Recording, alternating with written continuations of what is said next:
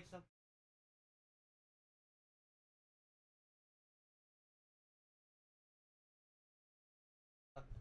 You don't know how to check mic. This. Again. Okay, you're getting it. Say something else.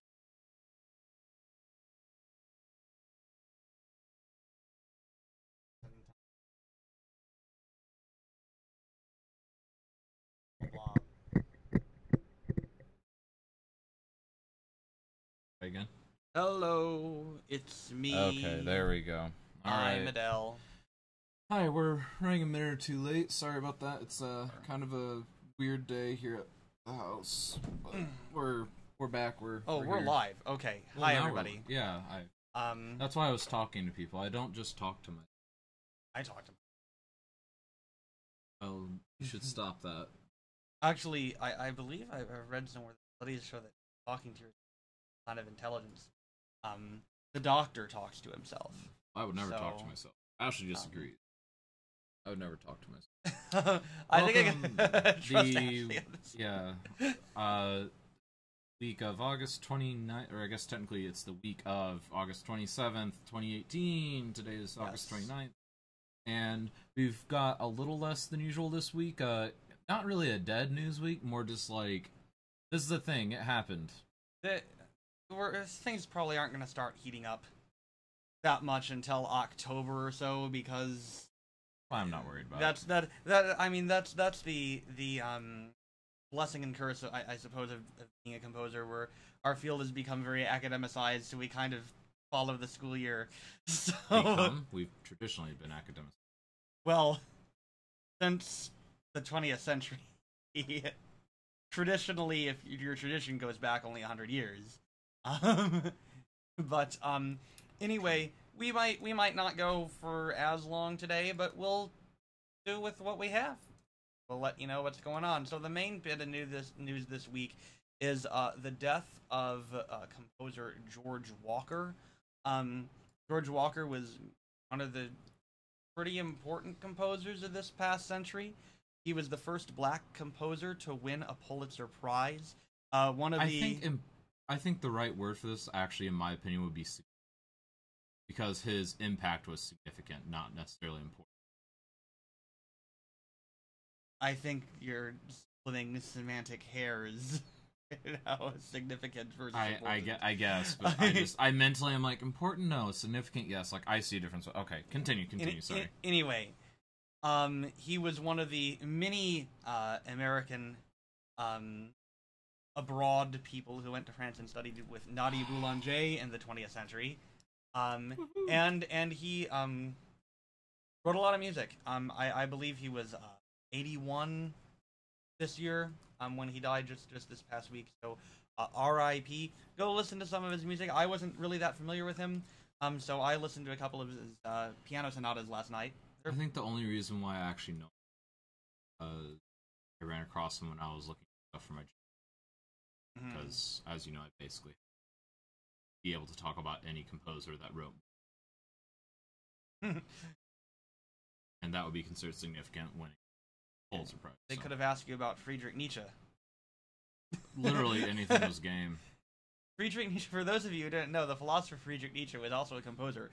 Surprisingly not bad. Like, but his music really good. It's more like his music functions. Like, his music's actually, like, fine. Like, it's not like not great or anything, yeah, but it's like it functions. You expect to, like, oh, this historical figure also wrote music, oh, it's gotta be awful. But no, it's fine. It's just like regular run-of-the-mill romantic music.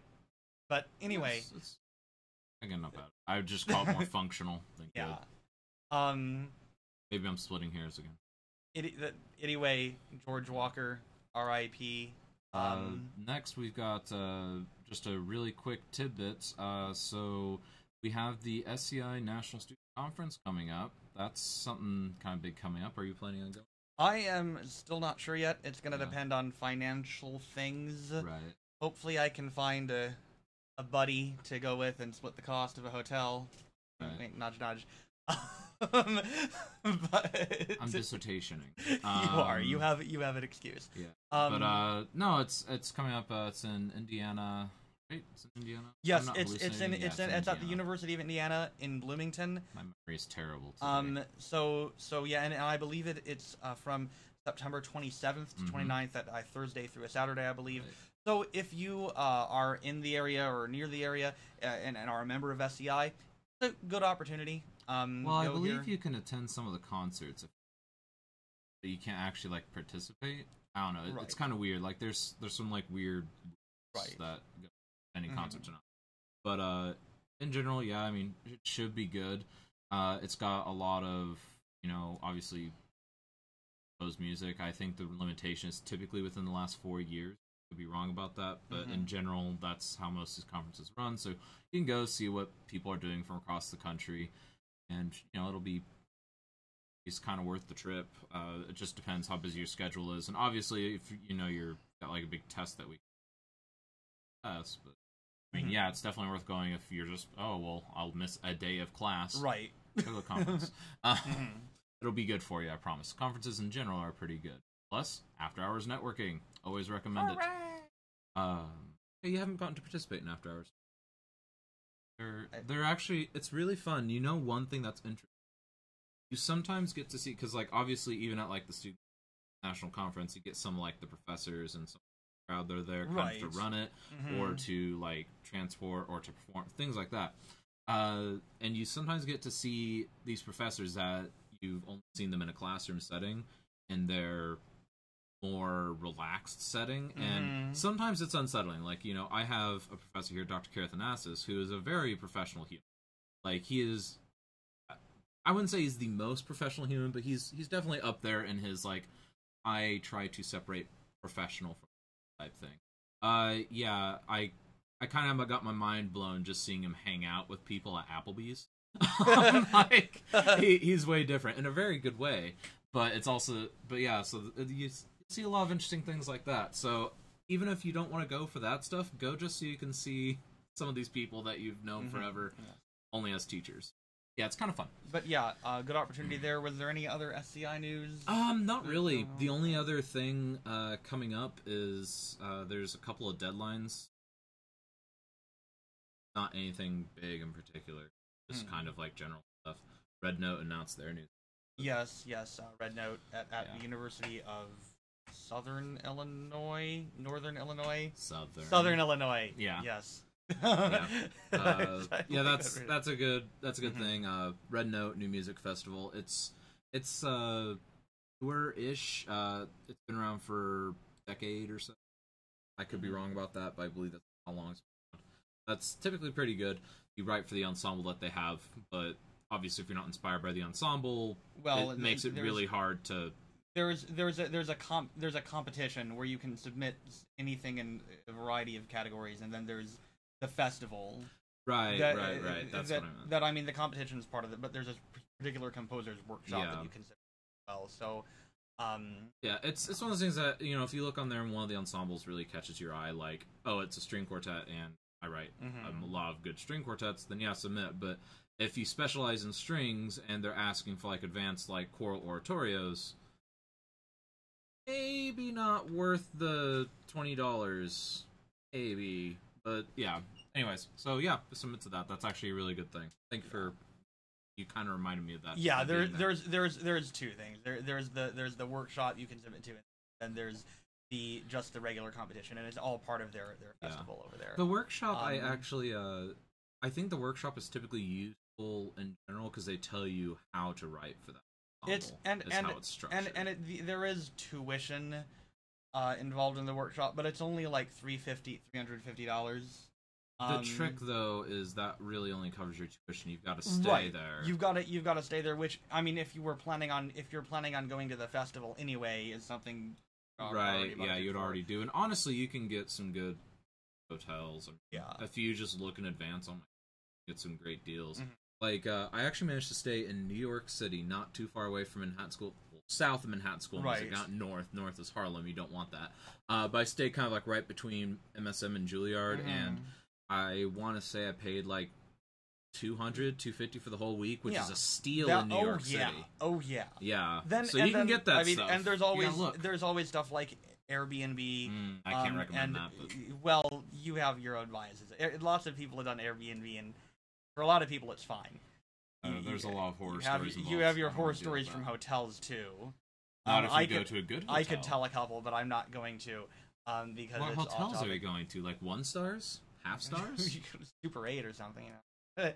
Well, if you're going to Super 8, no wonder why you're having problems. I've been most of my experiences at Super 8 have been just fine, but I've heard stories from people.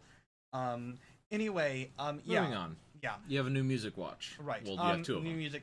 So, a couple new recordings that came out this week from New Focus Recordings. The composer Anthony Chung released an album called Cycles and Arrows. This is an album of chamber music for a variety of different ensembles, featuring the International Contemporary Ensemble, Spectral Quartet, and the Atlas Ensemble, among other soloists. Ensembles. Yeah. I had the chance to listen to a little bit of this. One of the pieces, pretty good. There's a lot of stylistic fusion going on here. There's jazz influences thrown in. The one piece I was listening to was it's called Real Book of Fake Tunes, which is like that's a bad stab at the jazz world. But there's twisting the knife a little. But there's the jazz influence is subtle, but it's there. It is kind of intermingled with like some Baroque sounding things, and then there's also a lot of influence from traditional Chinese music and just a lot of other things. So check this out. The second album, that new album of note released this week, is Into Light by the composer Rick Bates. This is available from Innova Recordings, the American Composers Forum's label. It's also chamber music oriented. I haven't had a chance to listen to really much of this one, but I'm familiar with Rick Bates.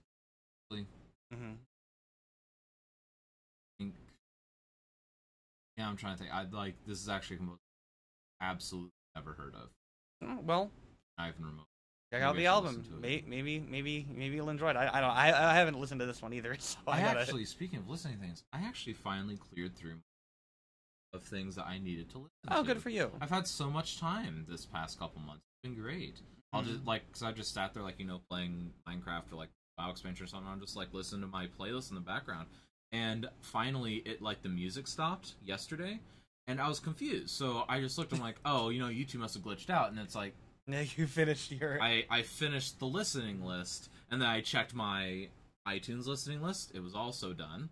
I checked the Naxos listening list. That one was done forever ago, and I didn't realize. So now I'm actually like, oh my goodness, my backlog of hundreds of listings is finally you're over. Free. You can.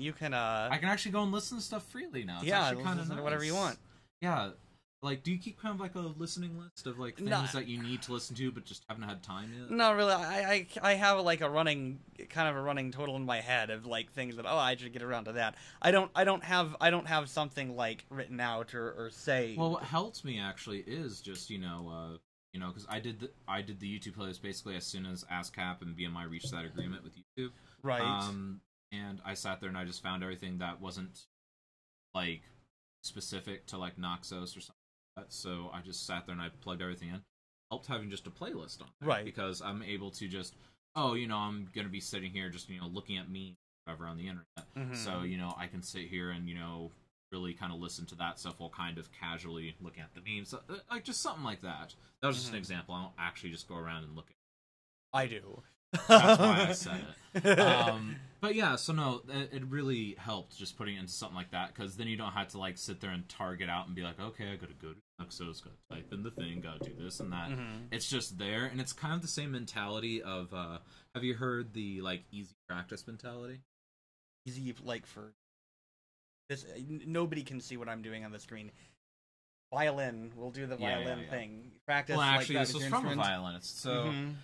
Something it's just easy practicing, and what it is basically practice sessions are overrated. Who has 2 hours to dedicate it at a time? So something that Alison Steiner told me, a really profound violinist who went to Manhattan School of Music, studied with lots of different people. She's actually part of the Primo Quartet for several years whenever she was a student there. But basically, the idea of kind of keep your instrument out and on a stand next to your music stand in a public area of your house that you're going to pass a lot. Not someplace like in your office where you sit next to it, but like something like, you know, for instance, for us, like in the dining room, or maybe it's right next to your door in your bedroom, something like that, to where you just see it and it's like, oh, well, I can work on that one passage really quick, because then it's a bunch of little 5 to 10 minute spurts, and the theory is that you get more than the 2 hours throughout the course of a day, and you have more productive practice sessions because you're not sitting there grinding. Something I sometimes do is somewhat similar to that. Is if I'm composing, you know, and it's like, oh, you know, I've hit a wall. I need to take 10. You know, take 10 minutes to clear my mind. I try to keep my guitar beside me so that instead of like what's on the internet right now, I like pick up my guitar and I start playing through something or just working. Internet's closed today. The internet's closed. You know, and working on something kind of like you're talking about, where you quickly, you know, workshop a particular passage for 10 minutes, and over time, yeah, the idea is the time adds up, and it really does work. Like, I tried it a couple different times for my bass playing, but now I'm kind of at a point where I don't like.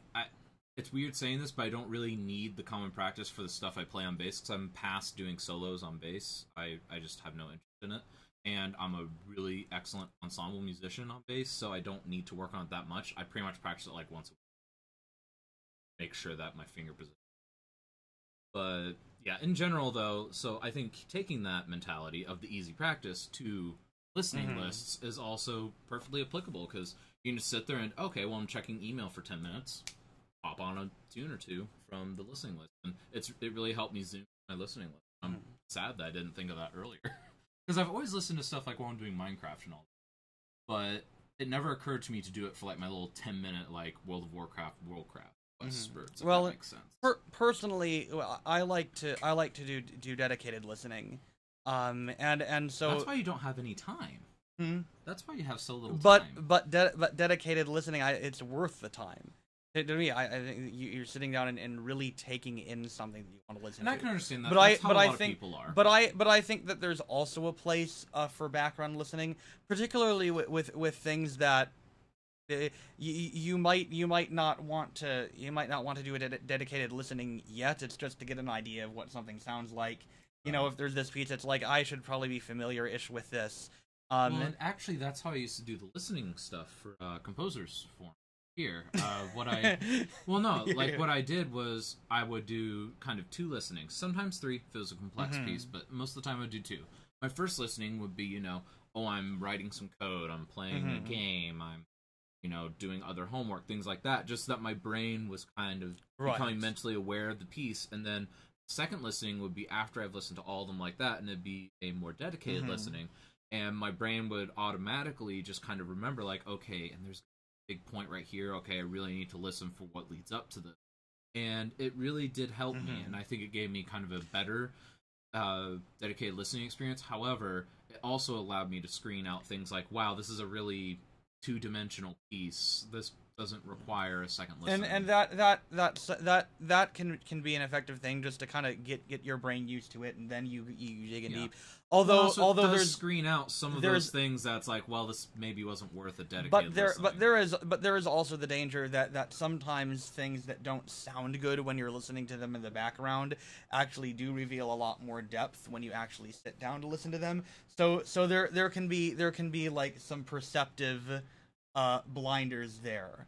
Potentially, but I think with the way my brain works, I can make it work. I know that most people can't, but for my brain, it works. And there's the matter of being able to tell the difference between a piece that, oh, maybe I need some more dedicated listening to appreciate it, and this is crap.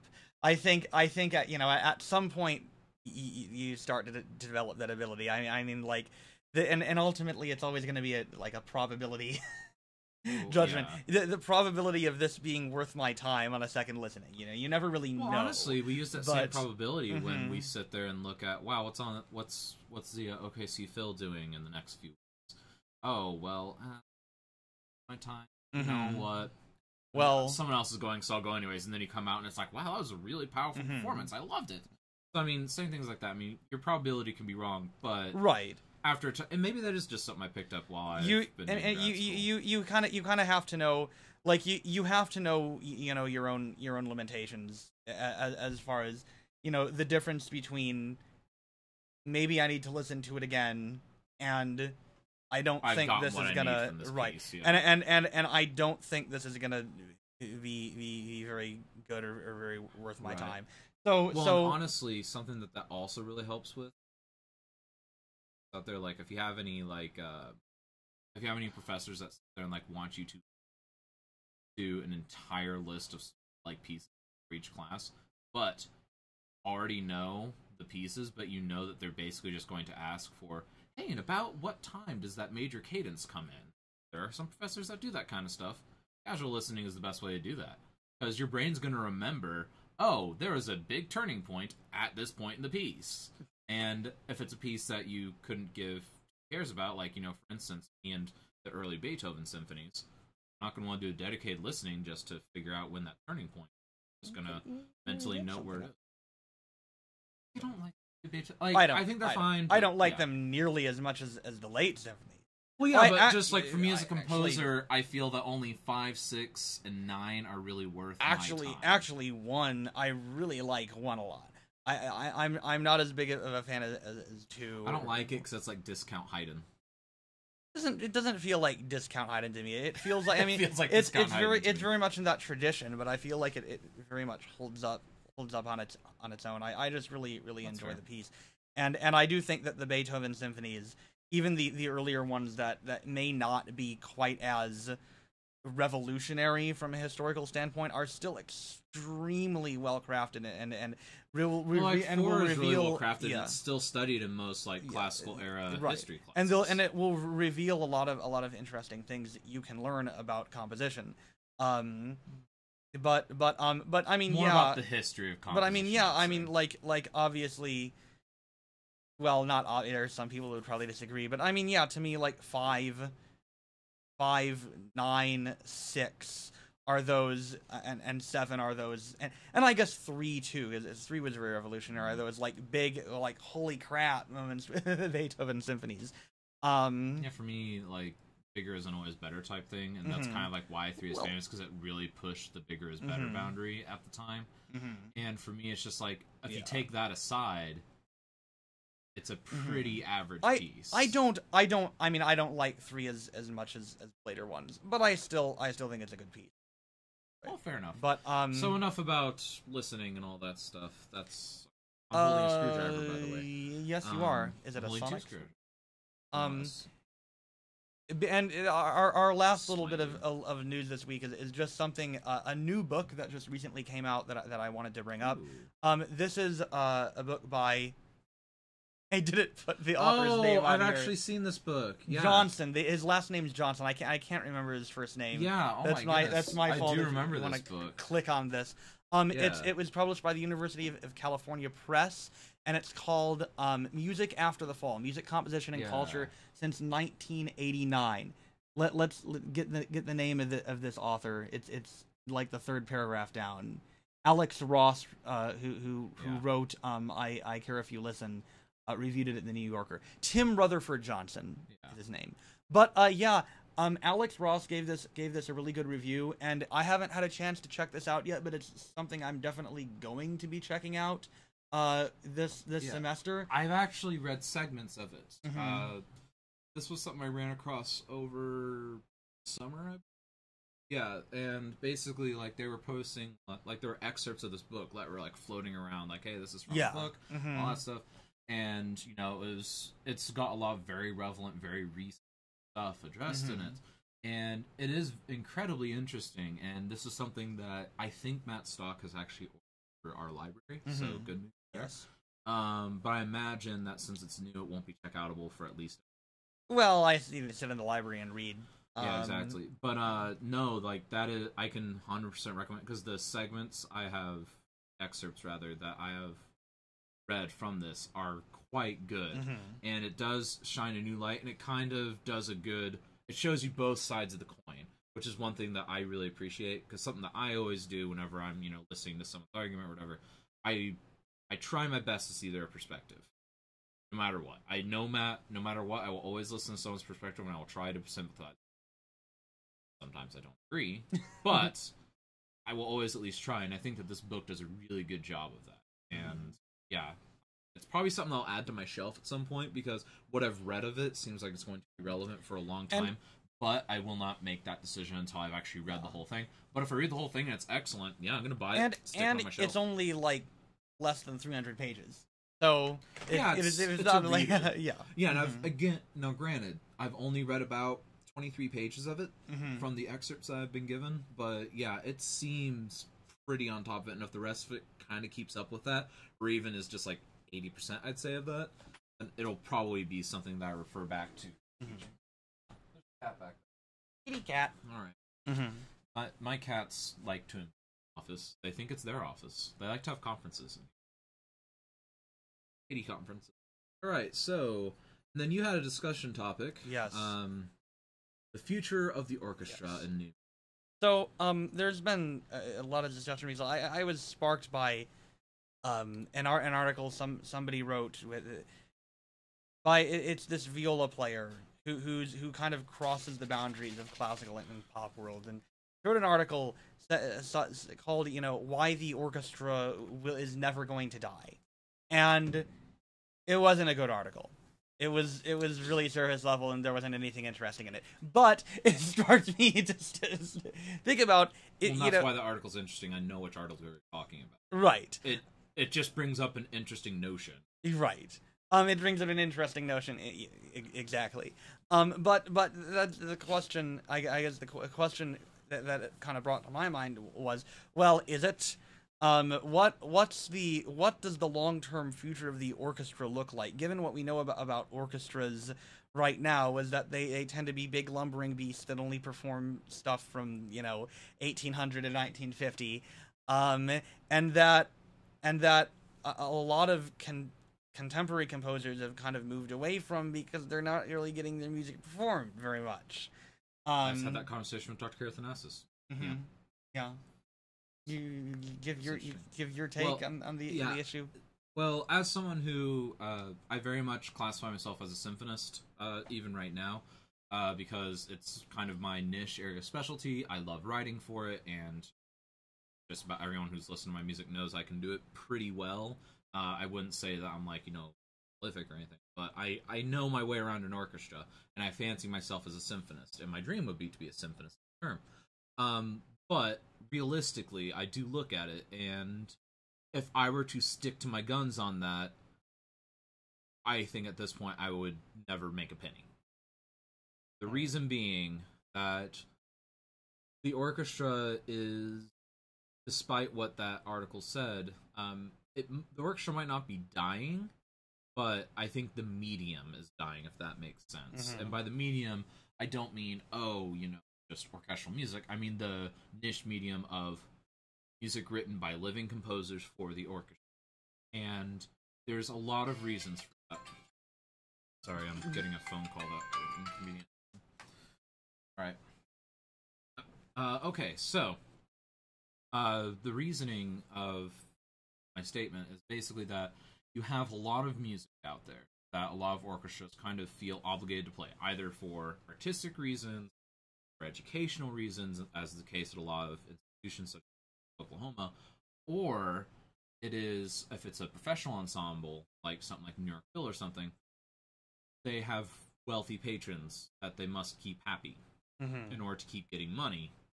And in the end, it's the director and the musician's jobs to play music, and if they don't have that job, then they will be broke. So a lot of times they kind of just suck it up, and even if they would love to do music, which unfortunately not everyone likes doing it, even if they want to do new music, there's going to be a big hurdle because they've got to convince their patrons that's a good idea. And then the problem in the educational area, and this is something that, you know, I've run into a lot, and you run into sort of a favoritism bias. Basically, and what I mean by that isn't, oh, only Jacob's ever going to get. But what I mean is that if I go to a university because, oh, wow, I saw that last year, you know, their master's student, Jacob Frost, got something performed by the orchestra. That kind of paints a picture of, if I'm an incoming student with no prior knowledge, hey, I can write something and have the orchestra play it too. While in reality, the odds of that incoming freshman being able to write a piece of music that is quote-unquote worthy of being performed by the ensemble it's a pretty big hurdle to make it over. And I think that the reason why a lot of educational institutions do avoid it is for that very purpose of they don't want to create a sense of favoritism, because basically they can't have it both ways. They can't make it to where, okay, we're going to do things that are truly worthy, because it's a pretty exclusive ensemble and everyone wants to write for it. But at the same time, they can't make it to where, okay, half of every program we do is only stuff written by our composers here, right? Because everyone's writing for orchestra, and that's unfortunate. But we would like that, obviously, but it's just not feasible for due to the current structuring of it. Now, there are some like community-based ensembles that maybe will be a little more open to that, but the problem there is a lot of us these days are writing more complex orchestra, and you can't target the community ensembles with that because they don't have the time, resources, or skill in some cases to perform something. Like, you know, my last 2 symphonies, I want to say, I would never hand to a community orchestra if I depended on it, because I just don't want to do that. Or you don't want them to do what they do to your piece. No, I would actually be okay with that from an artistic standpoint, because I would be making a good statement, but I wouldn't want to give them kind of a distaste for performing. Well, that's true. If you give them something that's beyond their ability, and then they and feel... then you hand them something that's within their ability, the next year they're just gonna be like, they're no, like, no, I don't want to play that. So it's really hard to get your music played, even if you are a good symphonist or a good, you know, writer for the orchestra. But the orchestra does live on for the modern composer. In film, TV, some TV. Film, some TV, and video games. And honestly, I think that third one, video games, is the real up-and-comer market for orchestral writing. If I'm being completely honest, if I'm to try and predict something right now, if you really want to write orchestral music, you won't be writing symphonies. You're going to be writing soundtracks for the next AAA titles. That's my personal opinion. Anyway, so that's kind of my long-winded way of saying it's not going to die, but we won't be able to have access to it, if that makes sense. I'm not quite as pessimistic about the medium of the orchestra and concert music as you are, I don't think. And here's why. It looks bad now. And I don't... It looks bad. It is bad. It is bad. And I don't... And I'm not particularly optimistic about the chances of getting my orchestral pieces performed in the near future, or anything like that. But here's the thing about the orchestra for me: the orchestra is a technology. You know what it is. You know, we know technology. It doesn't just mean computers. It's a tool that's useful for a purpose, and the orchestra is a really good technology. Like, there's a reason it's lasted this long. It's because there's really no better musical tool. It's the ultimate musical to get tool. Across what the orchestra does besides the orchestra itself. I don't think composers are going to give up on that technology. And I don't see it being replaced either. At least in the near future. I mean, there's the potential for somebody to design another musical tool for conveying the kind of symphonic band idea that we and the symphonic band is similar in some ways, but it still isn't quite the same in my opinion. It isn't, but right now a lot of composers are migrating to that's band true because you can get it played. But I don't think composers are going to give the orchestra up. And I think if you look at the history of orchestral music, there have been other times in music history where composers have kind of moved away from the orchestra, where the orchestra wasn't as economically viable a way to make music. I'm thinking particularly during the early 20th century and the period up and until during about, the war and between the wars. I'd say from about 1910 to 1940, the orchestras were really dead. Like, they weren't kind of like they are now for us on life support, but they were definitely not in prominence. And composers weren't writing for orchestra as much. They were writing for chamber ensembles. I mean, Stravinsky moved away from the orchestra for a time. Part of that was a complexity thing. Because that's true. Because the concept of a year-round... the concept of every major city having a year-round, full-time employment orchestra wasn't quite there yet. There were more than one factor. That's true. Yeah. But I think that the point is that I think musical trends wax and wane, and sometimes tend to move cyclically. And I don't think it's impossible. I'm not saying it's inevitable. I don't think it's impossible for the orchestra to become a more viable medium for contemporary composers once again. But some things have to happen for that to happen. Number one, we need the current crop of conductors. Well, we need conductors to retire, and some patrons are gonna have to shove off this mortal coil. Because that's how progress happens. Generations die out, and a new generation takes over. It sounds callous, but that's how the world is. Part of this actually kind of plays into generation. Because, actually, if you look at the generation theory, it was the same type of generation that was kind of in power, so to say, in the early 20th century, as is power now, and starting to lose power. That generation is my generation was better, and you will learn to do things the way we did. And I think that if we follow generation theory, we are kind of the same generation that took over during the 40s, arts world. And that is the generation of don't like the old. And that kind of aligns with a lot of what our generation thinks as far as, computing stuff, their Facebook stuff, what they do in academia, all that stuff. And so I actually do wonder, I'm still pretty pessimistic about it because it's like really dire right now for writing orchestral music, more than it has been in the past, but I almost wonder if there could be a rebound. I don't think there'll be another kind of golden age like the mid-20th century, but I don't know. I there might be something there. I think that I don't like generation theory, but I think your point still stands to a degree that social trends. We have to ignore the generation theory social aspect. Trends, whether or not you want to frame it as in generations, social trends come and go and they change. And I think my concern with the new generation of people moving in after the old guard dies out is, yes, I think there will hopefully be more emphasis on new music, and I think we see those wheels starting to turn already.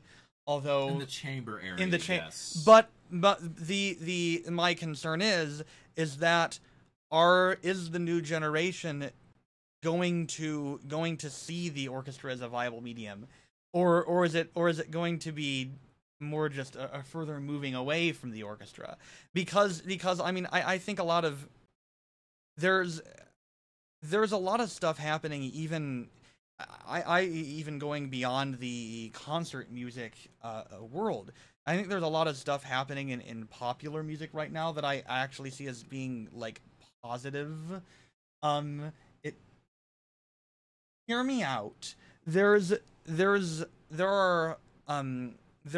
to be a movement towards more integration of different ideas into pop music, more album oriented, large scale artistic projects, more of the idea of making actually some kind of coherent artistic statement with a popular record rather than just a collection of songs where you can get some of them on the radio and make money.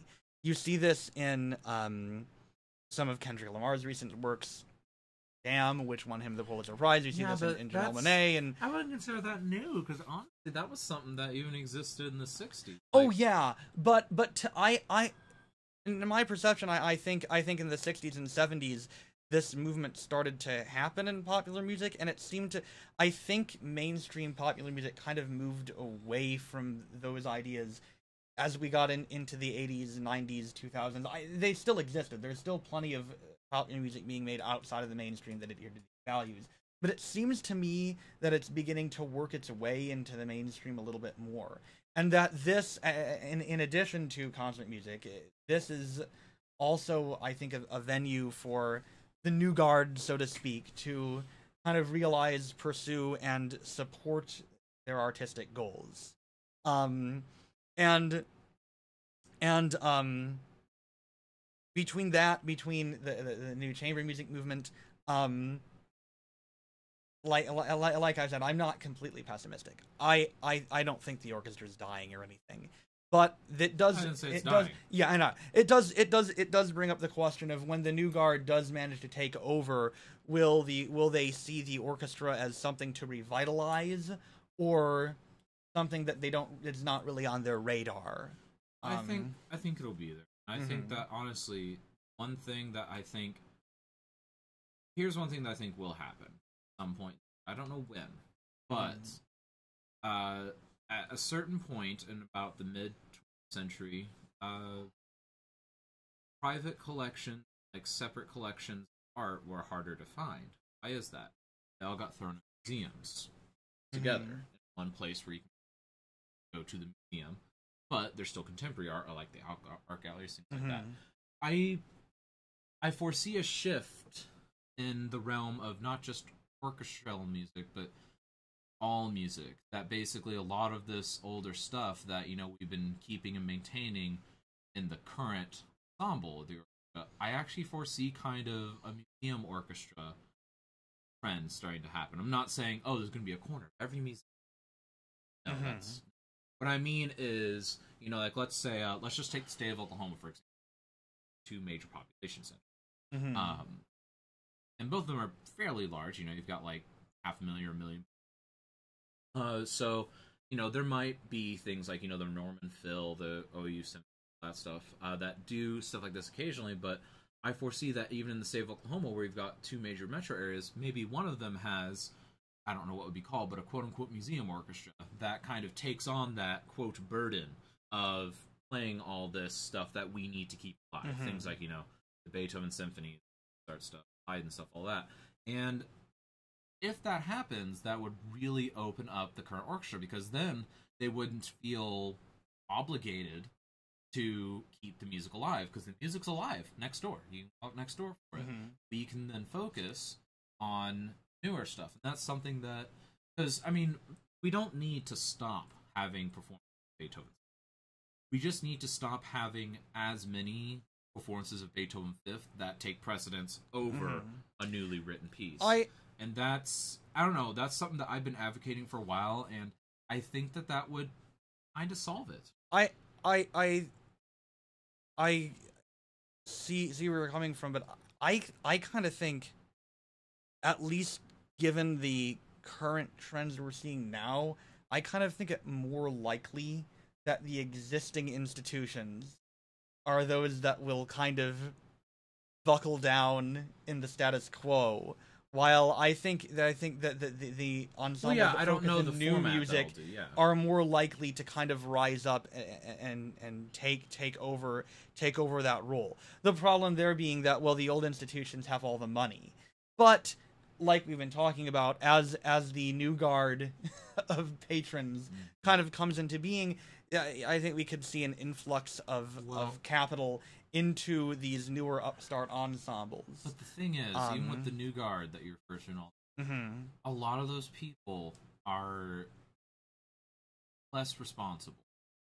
So there is a building at my alma mater, Drury University, Riley Event Center, basketball arena. It's got space for lots of big events. It's got a couple. It's a really nice facility. However, it got delayed a lot, and the project was about halfway done. Construction just halted. It didn't halt because there was accident. Oh, we've had a change of heart, things like that. The young patron donating his money gambled away his winnings. Not his winnings, gambled away his money. that was promised to the university. And I know this because my cousin is today. Fortunately, the guy's family ponied up, called the O'Reillys. Right. They ponied up and the O'Reillys didn't want their name on a failed project. They didn't want their name on a failed project.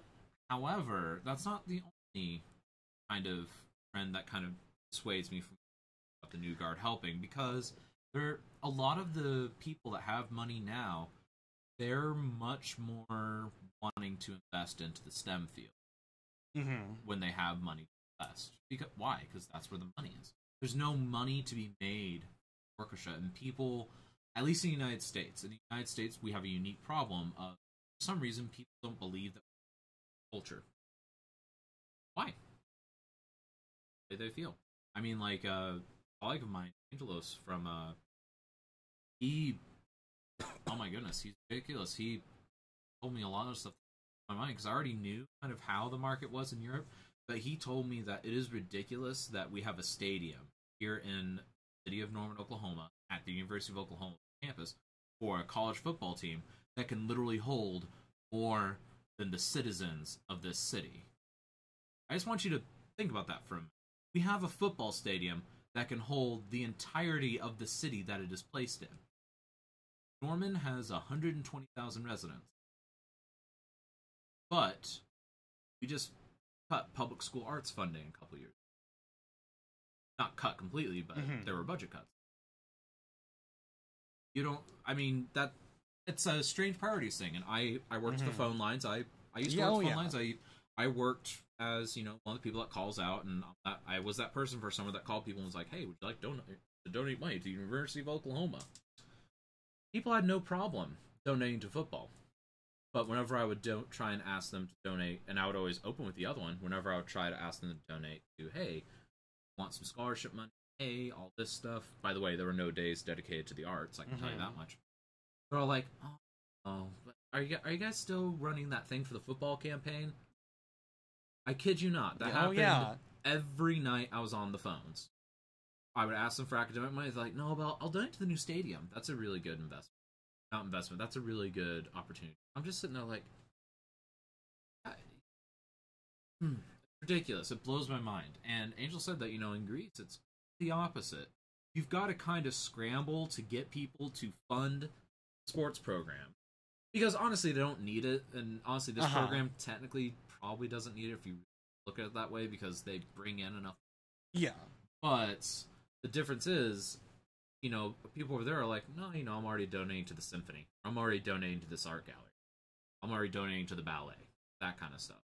And it's just a very opposite culture. It's very unique to the United States. It's not like, oh, it's a European thing. No, this is United States versus world type. We are in a unique basket of trouble as far as the arts. And I think that a lot of that is carrying on to the new guard, so to speak. Because they're not going to change. I mean, how many rich kids do you know that enjoy classical music are willing to spend money funding an orchestra when they can invest in a STEM company and become millionaires? I don't know a lot of rich kids. Well, I got a hint for you. I used to work at a very ritzy country club back in Springfield, Island Springs Country Club. Ridiculous. Yeah, none of those kids have any interest in classical music. Their only interests are the latest radio band and STEM fields. Like, that's literally it. And the radio bands is secondary only to the STEM fields. It blows my mind. It really does. So that's why I'm a little, skeptical about your new guard concept. Well, I agree, in theory, it's great, but I think maybe you're just seeing that through rose-tinted glasses. Well, not really. I mean, I am well aware of the fact that a lot of people just don't want to support the arts. But I think where I'm trying to come from is that I don't know that I don't think that the United States is in a great position arts-wise, generally speaking, but within our little tiny field of support, the point I'm trying to make is that you could see a little more emphasis on the new music. I'm not particularly foresee it just evaporating entirely. Well, if I'm being honest, and we won't know until it happens. So, well, yes. I mean, a lot of those guys that are funding the symphony, they're pretty old and any day now. But the problem is the other thing. So, the problem with bringing in new guard is it's not just like, oh, we're replacing all you guys. You know, the guy who's like 89 years old dies. Everyone else there's still 80 plus. They bring in someone that's like 50 or 60 years old. And if you're that new person on the board for the symphony, it's a status thing, and you can't afford to risk your status by advocating for something else. Yeah. And then that cycle continues until you have a whole new board that are still afraid of change because they're afraid that the others are not going to like it. And they want to keep their board position status thing. But I mean, really that's true with institutional change everywhere. It's slow. It's glacial. So, well, no, but the thing is, even if you theoretically replace all the board within a period of 20 years, which is about average turnaround for entire board, arts and they're just going to think the same as the old one because it was so slowly integrated. Really, the only way for arts organizations to move forward is if someone comes in and says, hey, we're getting rid of all you. Why? Well, we want to move in a new direction. But unfortunately, they can't do unless that. They have a symphony, unless they have a full symphonic season in their back pocket, funded and ready to go, they can't afford to do that. Which is why when you talked about a split between old music orchestras and new music orchestras, I think that's most likely. I brought up that I think that if there is going to be that split, then the new music orchestras will not be the old institutions reborn, but rather new upstarts. Because those old institutions are going to change a lot faster.